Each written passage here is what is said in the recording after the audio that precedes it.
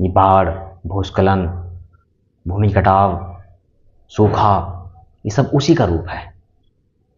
Climate change हो रहा है लगातार, पूरी पृथ्वी पर विनाश की लहर दौड़ रही है, पृथ्वी तप रही है, जल रही है। हमने इस अपनी धरती माँ को तबाही के मंजर पर लाके खड़ा कर दिया है। और इसके दो मेन कारण हैं। पहला, लगातार अंधाधुंध होने वाला पेड़ों का कटाव। दूसरा, इस पृथ्वी पर सबसे अधिक आबादी हम बढ़ा रहे हैं, अर्थात जनसंख्या वृद्धि। हमारी जनसंख्या बढ़ने से हम पृथ्वी के सबसे अधिक उत्पादन को खुद खाए जा रहे हैं, जिससे अन्य जीव जंतु, अन्य पेड़ पौधे संकट की श्रेणी में खड़े हो गए हैं। इतने अधिक रूप से जब पेड़ कटे तो क्लाइमेट चेंज सामने आ गया।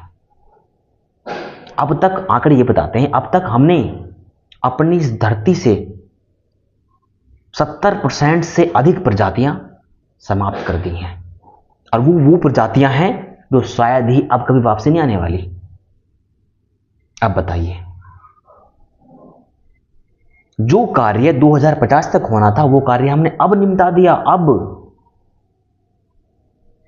ये कैसा विकास है हमारा? यूएनओ कहता है, यूएनओ के माध्यम से प्रोग्राम चलता है, UNEP, United Nation environmental programme, संयुक्त राष्ट्र पर्यावरण प्रोग्राम,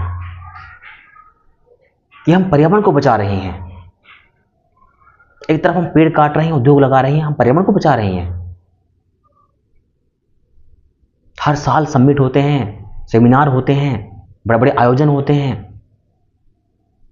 लेकिन फिर भी हम अपनी धरती को नहीं बचा पा रहे हैं। और ये सवाल हम पर होगा, हमारे अस्तित्व पर सवाल होगा। आज संपूर्ण विश्व जगत को, संपूर्ण मानव सभ्यता को खतरा है। इसलिए वक्त रहते जाग जाओ। और इसका सबसे अच्छा जो समाधान है वो है वृक्ष, पेड़ लगाना। जितना भी हो सके हम पेड़ लगाएं, वृक्ष लगाएं, क्योंकि वृक्ष ही प्रकृति है, वृक्ष ही जीवन है, वृक्ष ही मानव जीवन का अस्तित्व है, उसका आधार है। प्लास्टिक का प्रयोग कम से कम करें, वृक्ष लगाएं।